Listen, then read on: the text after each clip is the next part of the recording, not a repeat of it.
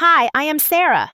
At 2 a.m., I crawled across the hardwood floor, gasping for air, the world tilting in dizzy circles as pain exploded through my skull. Every breath scraped like broken glass in my chest, my lungs refusing to fill as I clawed toward the edge of the living room carpet. My husband, Mark, stood over me, his fists still clenched, his voice a low growl dripping with contempt. I felt warm blood trickle from my temple where my head had slammed against the floor, and I knew if I stopped moving, even for a second, he might finish what he started. My body shook with terror, but what carved me deeper than the blows was the figure standing only a few feet away. My mother-in-law, Evelyn, leaned against the doorway, her silk robe tied neatly around her waist, her hair perfectly pinned even at that hour. She did not scream. She did not rush forward to stop her son. She simply watched. And then her lips curled into a smile. That smile burned hotter than Mark's fists. It was the confirmation of everything I had tried not to believe, that in this house, my suffering was entertainment and my survival was optional. Mark spat down at me, calling me pathetic, reminding me that no one would believe me even if I screamed until my throat tore. His boots thudded closer and the floor shook under his weight. I tried to push back, but my arms were weak, trembling like twigs. I whispered, "Please," but the word sounded like nothing more than air leaking from a punctured balloon. Evelyn tilted her head the way one might admire a painting as her son yanked my hair and forced my face against the cold wood again. Stars burst behind my eyes and bile rose in my throat. The betrayal clawed at me as sharply as the pain because only hours earlier I had cooked dinner for them both, smiling, pretending to be the dutiful wife and daughter-in-law, while Evelyn criticized my seasoning and Mark drank until his words slurred. I had clung to the hope that perhaps if I stayed quiet enough, the storm would pass. But storms do not pass when they live inside your own home. They grow louder, they demand more thunder until the walls themselves shake. At 2 a.m., my walls cracked. My ribs felt like they were splintering. My breath staggered and shallow. The metallic taste of blood coated my tongue. And through the haze, I saw Evelyn's eyes gleaming with something that looked disturbingly like pride. She was proud of him, proud of his dominance, proud of the lesson being beaten into me. That smile said more than any words she could have spoken. It said I would never be defended here. It said my pain was not only tolerated, it was approved. Mark slammed my head again, and I felt warmth spill across my cheek, sticky against the wood. The sound of it rang in my ears louder than his curses. Somewhere inside me a scream tore loose, raw animal, desperate, but it did nothing to stop him. Evelyn did not flinch at the sound. She only folded her arms tighter. I thought of my father who had walked me down the aisle years ago, his eyes hopeful that this marriage would mean security. If he could see me now, crawling like an animal before a man who promised to love me, he would not recognize the daughter he raised. Shame cut through me sharper than bone. But alongside shame rose something else, a faint ember struggling to breathe. As Mark raised his fist again, I locked eyes with Evelyn's smirk, and I knew with brutal clarity that she was not a mother figure, she was an accomplice. She had chosen this moment, chosen to stand with her son against me. And that realization struck harder than the blow that followed, because pain might break ribs, but betrayal shatters the soul.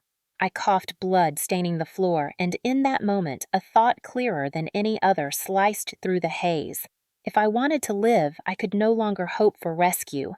There would be no rescue, not from Mark, not from Evelyn, not from anyone under this roof. My survival would have to come from me alone. That night at 2 a.m., gasping for air with blood streaking my face and betrayal grinning in the doorway, I realized silence would not save me. And the more they mistook my silence for surrender, the more dangerous their mistake would become.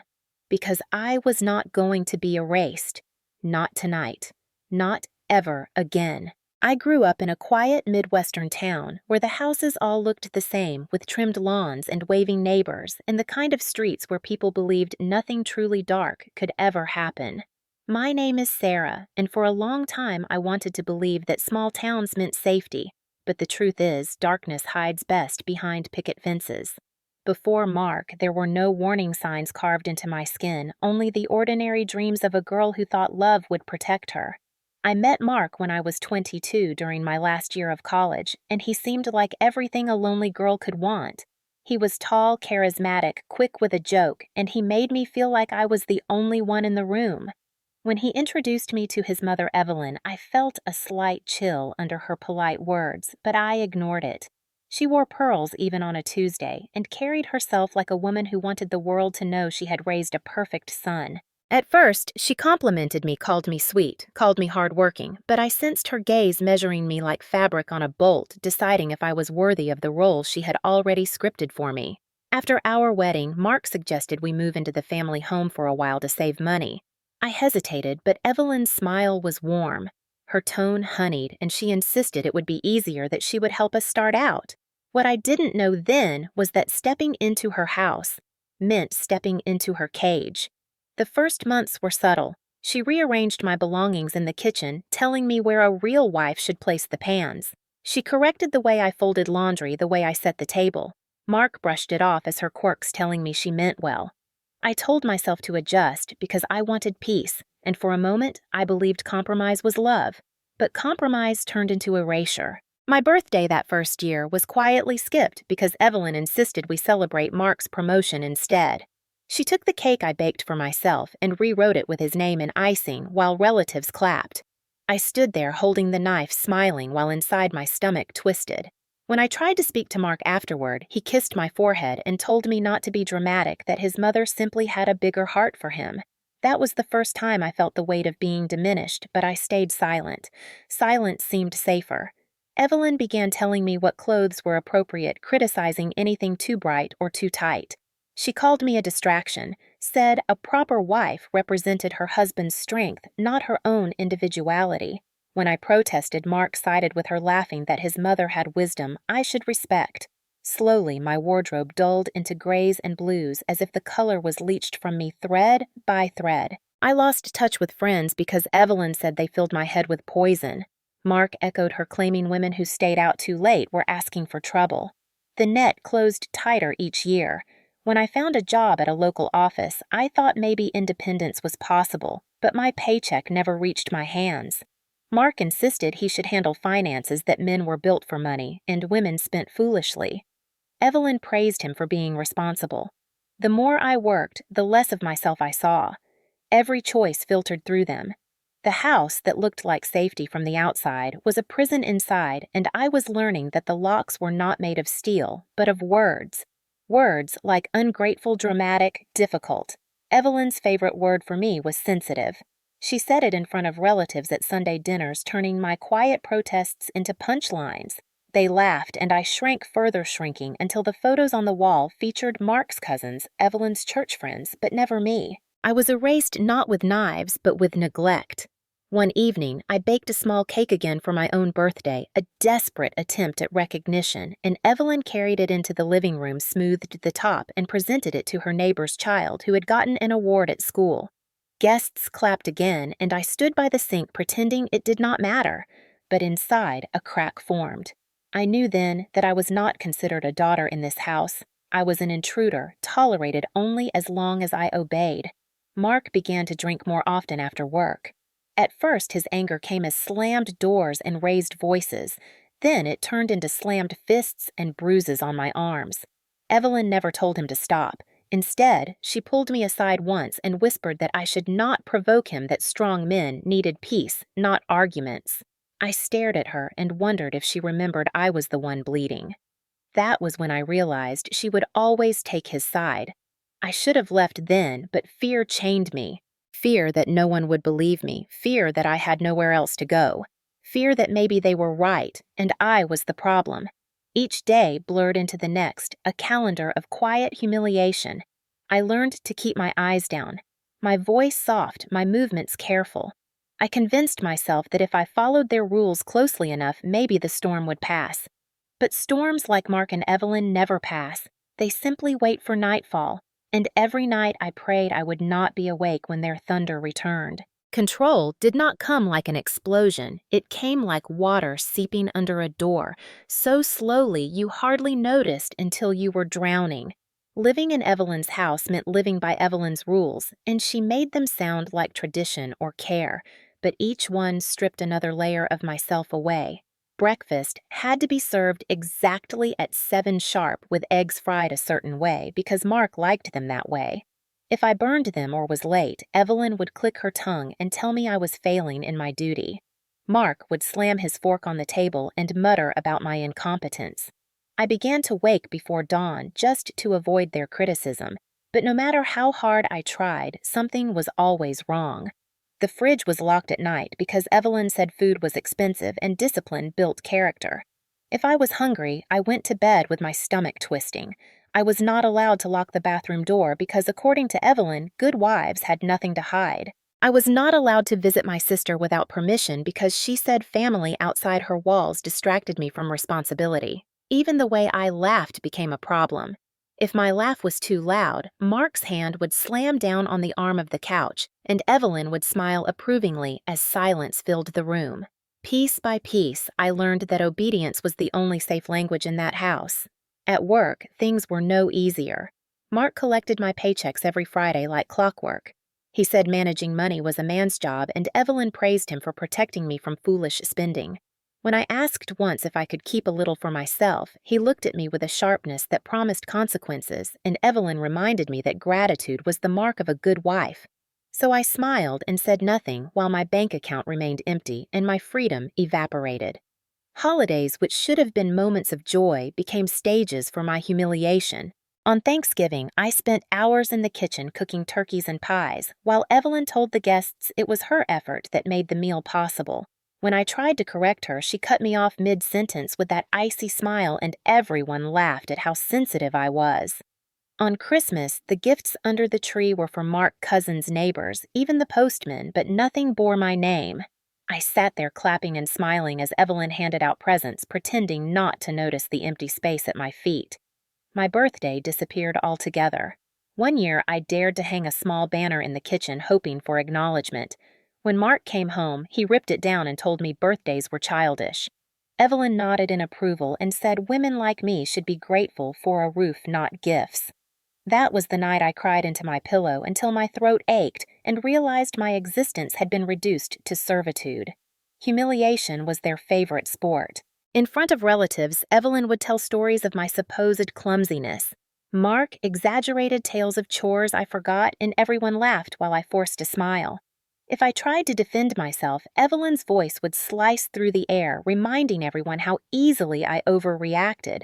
The word sensitive clung to me like a brand. Teachers in town heard it from Evelyn's friends and began to treat me as if I were unstable. Neighbors whispered that I should be grateful to live with such a respectable family. The gaslighting worked so well that sometimes I stared into the mirror and whispered apologies to my reflection just to practice surrender. The house became a prison of rules disguised as care. Evelyn told me certain dresses invited judgment. She told me friendships distracted from my duty. She told me college courses were dangerous for young women. Each statement rapped like concern, but all of them were bars locking me tighter. Mark's control was more brutal. If I reached for a second helping at dinner, he would remark on my weight. If I lingered at the office too long, he would accuse me of planning an affair. When I forgot to lower my eyes quickly enough, he would slam his fist against the wall so close I could feel plaster dust on my cheek. And always, Evelyn was there, watching, sometimes nodding, sometimes smiling, but never stopping him. Once, when I dared to stay at my sister's house longer than expected, Mark waited for me with fury burning in his jaw. He smashed a glass against the sink shards, spraying across the counter, and shoved me against the wall so hard my ribs ached for weeks. Evelyn stepped in not to defend me, but to hiss that I should be ashamed for betraying their family with outside influences.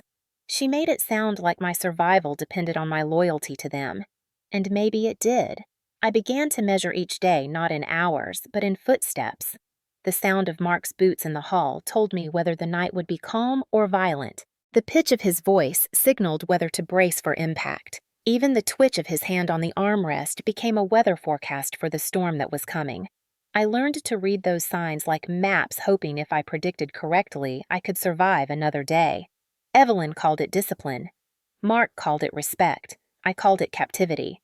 By my late 20s, the bruises faded and returned like the seasons. Long sleeves covered them well enough for the office, and heavy makeup disguised the shadows under my eyes. To the world, I was still Mark's lucky wife, living in the respected Evelyn's home. Inside, I was a ghost clinging to fragments of myself. Every milestone dissolved into their control. When friends invited me out for a birthday drink, I was too afraid to go. When colleagues suggested night classes, I lied and said I had no interest. Dreams that once filled me with light shrank until I could barely remember them. Some nights I stared at the ceiling, whispering to my younger self that maybe she had been foolish to believe in freedom. And yet somewhere inside, buried under fear and silence, a small voice still whispered that this was not love, this was annihilation. But as the control tightened, my ability to listen to that voice weakened. By the time I turned 30, I had almost convinced myself that endurance was the only life I was meant to live. Almost. The night it all shattered began like so many others, with the house heavy in silence, and the air dense with the sour smell of alcohol. Mark had stumbled in late from some bar, his boots dragging against the floorboards like thunder rolling closer to the storm. I was half awake, half pretending to be asleep, hoping he would collapse on the couch and forget I existed, but storms never forget. They hunt. At around 2 in the morning, the bedroom door burst open and his shadow filled the doorway. My heart began to pound so violently I thought he could hear it. He muttered about dishes not being done, though I had scrubbed every plate until my knuckles cracked. He muttered about lights left on, though Evelyn had been the one who kept them burning. He muttered about my very existence as though my presence was an offense to him. He yanked the blanket off me and grabbed my wrist, pulling me from the bed with such force my shoulder seared. My ribs hit the edge of the frame and pain radiated through my chest. I gasped, but no sound emerged, only the taste of copper rising in my mouth. He shoved me against the wall, his fists clenched, his eyes glinting with that familiar rage. And then Evelyn appeared in the doorway, not in panic, not in horror, but with the same faint smile she always carried when I broke. Her arms folded across her chest, her silk robe tied neatly as if she had dressed for the occasion. My knees buckled under the weight of that betrayal. Before I could even register his movement, Mark's fist connected with my face, sending me sprawling to the floor. Blood flooded my mouth from where I bit my tongue, and my vision blurred. He did not pause. He kicked me in the ribs again and again until each breath was a knife cutting deeper into my lungs. I crawled, desperate for air, my fingers clawing at the floorboards like I could dig my way out.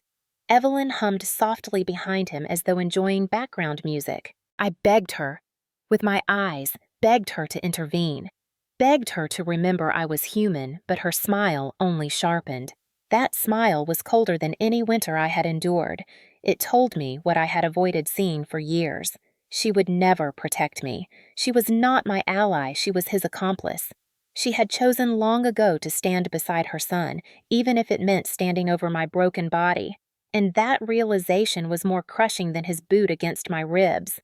Because bones might heal, but betrayal from the woman who could have been a mother-in-law to cherish me would carve scars deeper than any wound.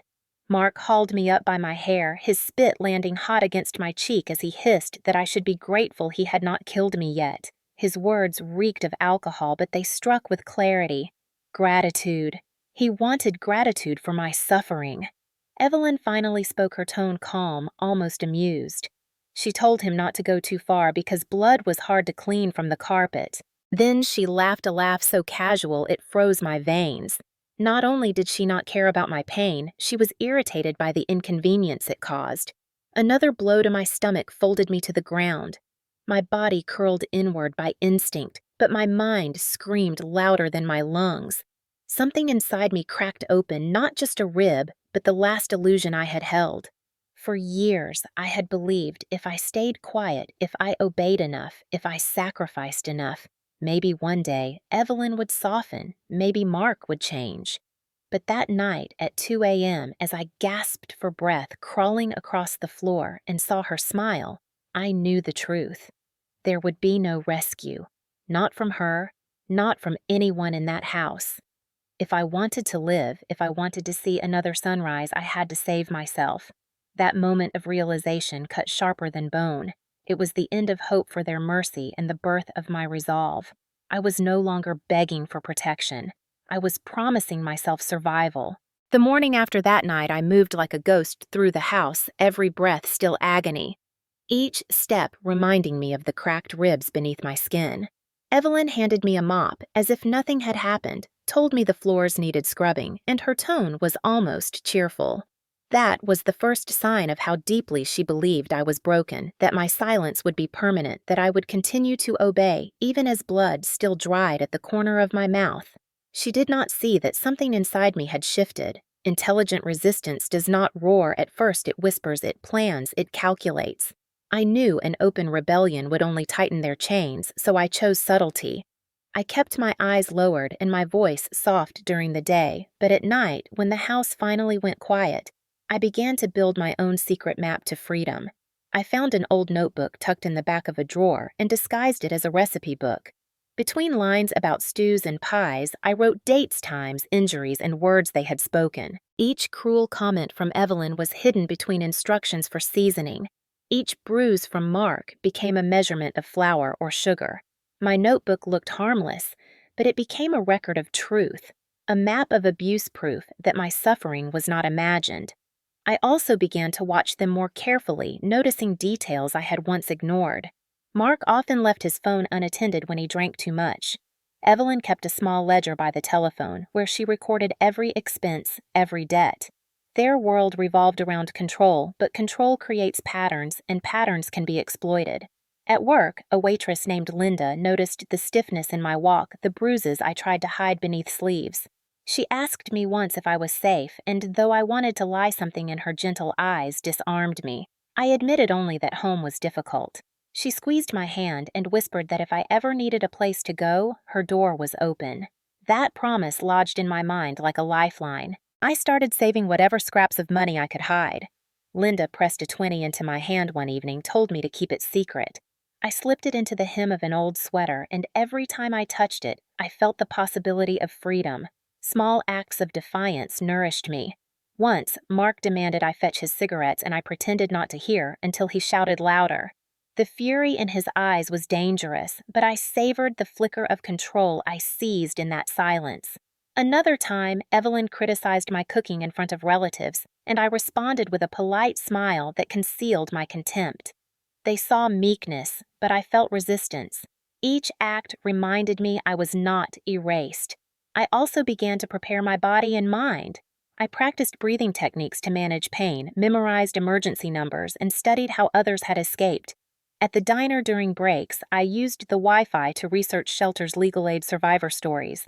Knowledge became my rebellion. I learned that silence was their greatest weapon, and breaking that silence could dismantle them. I also learned how often abusers thrived because outsiders dismissed bruises as clumsiness. My notebook would become undeniable. Still, I played the role they expected during the day, obedient, subdued, careful. They believed I was contained, but inside I was sharpening my edges. The more they underestimated me, the stronger I became. One evening, while cleaning Evelyn's sewing room, I discovered letters stuffed in a drawer, threats from collectors demanding repayment. Mark had hidden them from her, but he had not destroyed them. That knowledge was power. If used correctly, it could fracture their alliance. I tucked the letters into my notebook, another weapon for the future. My mind began weaving possibilities of how to use their secrets against them. I fantasized about standing in court, notebook in hand, truth spilling into the light. Evelyn's smile faltering, Mark's fists useless against evidence. But fantasies alone were not enough. I needed a plan. I began asking Linda casual questions about bus routes, neighborhoods far from our town. She answered kindly, unaware that I was plotting escape. I memorized schedules, stops, costs. Each detail was another rung on the ladder out of my prison. Still, the risk of discovery loomed. Mark's paranoia grew with every drink. Evelyn began inspecting my room more frequently. Once, she found the notebook, but dismissed it as recipes. My heart nearly stopped that day, but relief washed over me when she tossed it aside, uninterested. It reminded me how fragile my resistance was, how careful I needed to be. But fragility did not mean futility. It meant I had to be smarter. By my 30th birthday, my spirit no longer whispered apologies. It whispered instructions. Gather evidence, build allies, memorize exits. Wait for the moment when silence could be shattered. That moment had not yet arrived, but I knew it would. Every bruise, every humiliation, every night spent crawling across the floor was fuel. Intelligent resistance is not the absence of fear. It is the mastery of fear. It is the quiet preparation that turns victims into survivors. I was not yet free, but for the first time in years, I felt stronger than my chains. The chance to strike did not come with trumpets. It came wrapped in the ordinary disguise of family tradition. Evelyn announced she would host Thanksgiving dinner that year, and her voice carried the same pride it always did when she prepared to show off her perfect household. Relatives would come with casseroles and pies, neighbors would drop by for wine, and the house that had been my prison would become a stage. As soon as I heard her words, I felt my pulse quicken because I knew this was the crack in the glass I had been waiting for. Public revenge required timing and audience, and Evelyn had just handed me both. For days, I prepared carefully. At night, I copied sections of my notebook onto loose sheets so the original would remain hidden. I wrote dates and times of every beating, every cruel remark, every night I bled while Evelyn smiled. I slipped the debt letters from Mark's drawer into the stack as well proof not only of violence, but of financial rot beneath their facade. I practiced reading them aloud in my head, steadying my voice against fear. Linda gave me quiet encouragement, pressing a burner phone into my hand, whispering that if things went wrong, to call her immediately. On the morning of Thanksgiving, I dressed plainly in a faded dress that made me look fragile, non-threatening. I braided my hair simply, no jewelry, no makeup.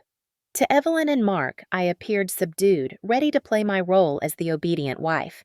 Relatives arrived carrying dishes, laughter echoing through the halls. Evelyn glided among them, with her practiced smile, proud of the illusion she maintained. Mark drank heavily, boasting about his job, his strength, his dominance, while pats on the back reassured him he was admired. I sat quietly at first, waiting my heartbeat steady despite the storm building inside me. When Evelyn raised her glass to toast her family, her voice rich with false sweetness, I rose as well. All eyes turned to me, surprise flickering across faces that rarely acknowledged my existence. My hands shook, but I held the stack of papers tightly. I said I wanted to share something about what life in this house had really been. The room stilled, the laughter died. Evelyn's smile froze. Mark's jaw tightened. I unfolded the first sheet, my fingers trembling, but my resolve unshakable. I read aloud the date and time when Mark slammed my head against the floor, and I described the pain in detail, the blood, the broken breath. Gasps rippled through the room. I turned the page and recited another entry the night Evelyn laughed while I begged for help. Her relatives shifted uneasily, their eyes darting between her mask-like face and my trembling form. Evelyn hissed my name, warning me to stop, but I raised my voice louder. I read the third entry, then the fourth, each a nail in the coffin of their reputation. Mark's face reddened, his hand clenched around his glass. I held up the debt letter so everyone could see the red-stamped warnings. I read the threats from collectors demanding money, the proof that Mark's facade of strength was rotting. Silence crushed the room. Evelyn's sisters stared at her with horror. Whispers began to rise. Mark lunged toward me, but I stepped back and announced that if he touched me again, I would press charges and hand every sheet to the police. My declaration cracked the air. For the first time, he hesitated. For the first time, Evelyn's smile faltered. Then, something remarkable happened. One of Evelyn's cousins stood up and said she had always suspected something was wrong, that she had seen bruises but had been too afraid to ask. Another relative admitted she once overheard Mark's cruelty. Slowly, the silence turned into a wave of voices, condemnation rising against them. Evelyn tried to laugh it off, calling me dramatic, accusing me of fabricating stories, but the evidence in my hands was undeniable, the letters damning. I held them up again and told everyone this was the truth they had ignored for years. The mask shattered. Evelyn screamed at me, her composure gone, calling me ungrateful, a liar, a disgrace. but her voice trembled with desperation, not confidence. Mark slammed his fist on the table, the sound echoing, but the room no longer feared him. His power drained in the face of witnesses. I realized then that revenge was not only about exposing them, it was about reclaiming my narrative. I was no longer silent, I was no longer erased. The police were called that night not by me, but by one of the relatives horrified by what they had heard. Officers arrived, questioned everyone, and took Mark away after I lifted my sleeve to reveal fading bruises across my arms. Evelyn tried to protest, tried to shield him, but her relatives restrained her. I will never forget the look in her eyes as Mark was led away in handcuffs. Not love, not fear, but fury that I had outplayed her. That night, I did not crawl gasping on the floor. That night, I stood. And for the first time in years, the house no longer felt like a cage. It felt like a crumbling stage where their performance had collapsed. When the squad car pulled away with Mark in the back seat, I felt the air around me change. It was not freedom yet, but it was the first crack of dawn after a storm. Evelyn stood frozen in the driveway, her robe fluttering in the cold night air, her lips trembling not with sorrow, but with rage. She shouted that I had ruined everything, that family loyalty was sacred, that I would regret this, but her words sounded hollow against the flashing red and blue lights. Relatives lingered on the porch, whispering their horror, glancing at me with a mixture of pity and shame for having ignored the signs for so long. I did not sleep in that house again. Linda drove me to her apartment where she laid out blankets on the couch and handed me tea I was too shaken to drink. That first night away, the silence was foreign. I lay awake expecting Mark's boots on the floorboards, expecting Evelyn's laughter, but the only sound was the hum of the refrigerator. It felt like another world. The following days unfolded with chaos. News spread quickly in our small town.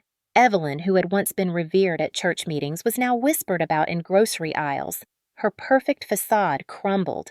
Neighbors crossed the street to avoid her. Friends she had boasted about stopped returning her calls. At church pews that once welcomed her sat empty when she approached. Her power thrived on image, and now that image lay in ruins. Mark faced charges of domestic violence and assault.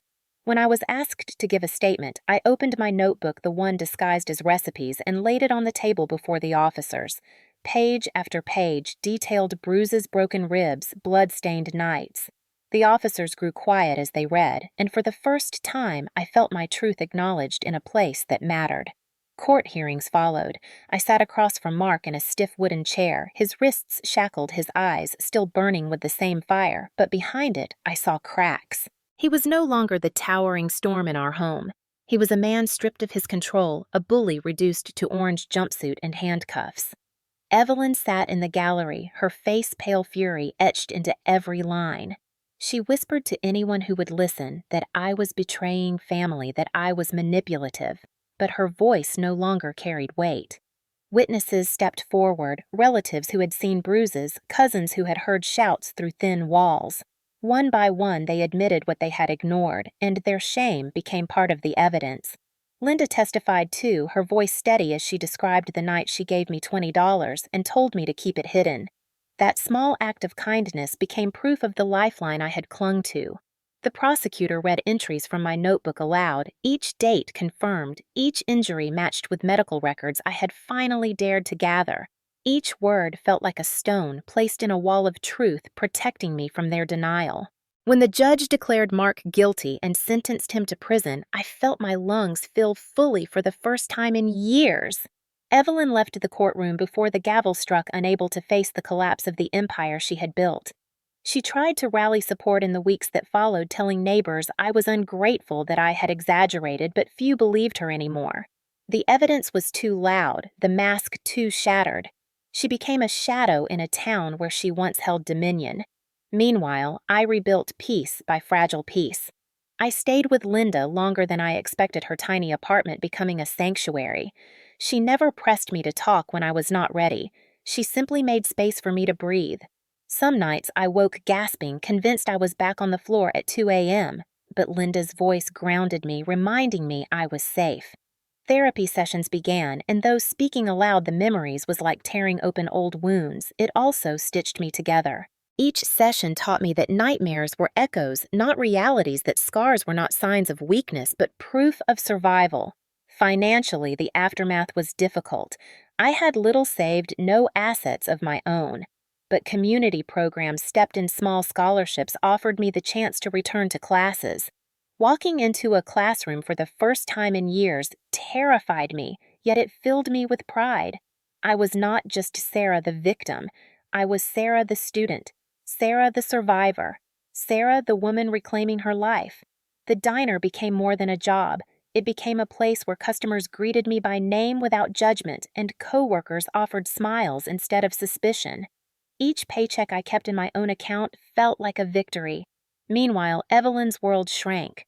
Her sisters stopped visiting her neighbors, refused her invitations, the church no longer handed her committees. She had built her reputation on control, but once exposed, she was powerless. The more she tried to paint herself as the wronged mother, the more ridiculous she appeared. People whispered not of her strength, but of her cruelty. For me, the true aftermath was not just their downfall, it was the space I finally had to breathe. The days lengthened into weeks where I cooked meals for myself, seasoned as I liked without criticism. I bought a small notebook not for disguises, but for journaling progress. The first page did not list bruises or broken bones, it listed victories. Slept through the night, laughed at a joke, took a class. Each line proof that I was not erased. The aftermath also brought clarity about family. Blood had not protected me. Evelyn had chosen cruelty over care. But Linda, though only a friend, became more of a sister than anyone by blood ever had. I realized family is not who shares your name, but who chooses your survival. That realization gave me strength. Justice did not erase scars, but it stripped them of power. And with each sunrise, I felt stronger. Looking back now, I sometimes wonder how I survived nights that seemed endless, where every breath felt like defiance and each sunrise promised only more pain. When I think of the woman curled on the floor at 2 a.m, gasping for air, ribs cracked, head slammed against the hardwood with her mother-in-law smiling in the doorway, I ache for her. But I also marvel at her because she was fragile yet unbroken. Erased, yet still whispering her own name in her heart. That woman carried me here, and I will never dishonor her again by forgetting her strength. Reflection comes with clarity. I see now that Evelyn's smile was never love, it was control. Mark's fists were never power, they were fear disguised as dominance. And all those years when I thought silence was survival, I realize now silence was their weapon. By speaking, by breaking that silence, I reclaimed everything they tried to bury. I know some people might ask why I chose to expose them so publicly, why I did not simply slip away quietly and begin a new life. The answer lies in the wounds that never heal in shadows. Quiet escape might have freed me, but it would have left them unchallenged, left them free to hurt others. Speaking out made the invisible visible. It forced eyes to open, forced those who turned away to face their complicity. That is the kind of justice that lasts beyond one life. In reflection, I also see how crucial the smallest acts of kindness can be. A $20 bill hidden in a sweater, a coworker's gentle squeeze of my hand, a stranger who asked if I was safe. Each became threads in a lifeline strong enough to pull me out. People often underestimate how much hope can grow from the smallest seeds. I hold on to that knowledge now, offering kindness whenever I can, because I know it may save someone else from drowning. Reflection also brings acceptance. The scars on my body will never vanish, nor will the memories of Evelyn's laughter echoing in the background of my pain. But instead of resenting them, I accept them as proof. Proof that I endured, proof that cruelty could not erase me. They are not just reminders of suffering, they are symbols of survival. In their twisted way, they tell me every day that I am stronger than those who sought to break me. Sometimes I wonder if Evelyn ever reflects on what she lost. Perhaps in some quiet hour, she remembers the daughter-in-law she tried to erase. Perhaps Mark, behind prison walls, thinks of the power that slipped through his fists like sand. Or perhaps not. Perhaps they cling to their illusions bitter and blind. Either way, it no longer matters. Their reflection is theirs to carry. Mine is what I choose. and I choose to see light. I choose to see the woman who refused to stay silent, who turned humiliation into testimony, who transformed brokenness into resilience. I choose to see a future that belongs to me alone. Reflection has also taught me that revenge was only the beginning. The real triumph is not in watching them fall, but in rising myself. The real victory is not in their disgrace, but in my freedom to smile, to sleep in peace, to dream without fear. I do not live for their downfall, I live for my own beginning. When I reflect on everything, I see a pattern of undulation: pain followed by courage, despair followed by defiance, loss followed by gain. That rhythm is life itself. It is not about avoiding darkness, but about learning that light always follows if you keep moving. That knowledge is the anchor that holds me steady. Now, if there is one message I want anyone listening to carry from my story, it is this: you are not invisible. Even when voices tell you otherwise, even when fists or laughter try to erase you, you remain. Your name, your truth, your strength cannot be stolen. Speak it, write it, shout it if you must. The world may try to turn away, but eventually the truth becomes too loud to ignore. My reflection is not only personal, it is a call to anyone still trapped, still silenced, still doubting. You are not weak for surviving, you are powerful for enduring. And one day you will not just endure, you will overcome. In the aftermath of everything I went through, life did not suddenly turn golden or easy, but it did become mine. And that made all the difference. The first weeks after Mark's sentencing were filled with a quiet I had never known. No more footsteps in the hallway that made me tense. No more laughter from Evelyn that cut sharper than knives. No more fear that every mistake would be punished with bruises. I woke each morning uncertain of what to do with this new freedom. Sometimes I would sit by the window with a cup of coffee and simply let the sun warm my face, as if proving to myself that peace could exist. Healing was not immediate. Nightmares visited me often, and I would jolt awake gasping, convinced I was back on the living room floor. Therapy became essential not just for healing, but for teaching me that these memories did not mean I was still trapped. They were echoes, not realities. Each session gave me tools to reclaim control over my mind, the same way I had reclaimed control over my body. My therapist reminded me to celebrate small victories. The first time I slept a full night without waking in panic was a milestone. The first time I laughed freely with Linda over a silly movie felt like a rebirth. These moments were seeds of a new life, and I watered them carefully. The moral I began to see in my own story is that survival is not enough. We are meant to live, not just endure. For too long, I measured success in breath-by-breath survival. But aftermath taught me to measure success in joy, in choice, in freedom. That was the ultimate takeaway. Mark and Evelyn had taken years from me, but they did not take my capacity to feel happiness again. Their power ended the moment I chose to speak. The town that once idolized Evelyn now whispered about her cruelty. Relatives who once laughed at my humiliation now avoided her, ashamed of their silence.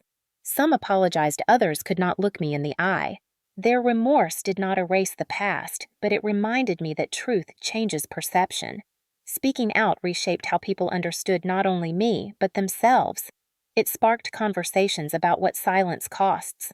Some even joined community efforts to support victims of abuse inspired by my case. That ripple effect gave my suffering purpose beyond myself. It showed me that even pain can become a foundation for change.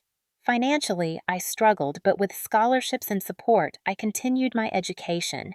Each exam I passed, each paper I wrote, was proof that Evelyn and Mark had not stolen my future. They had only fueled my determination to build one brighter than they ever imagined. Resolution was not about erasing the past, but weaving it into strength. Healing is not linear.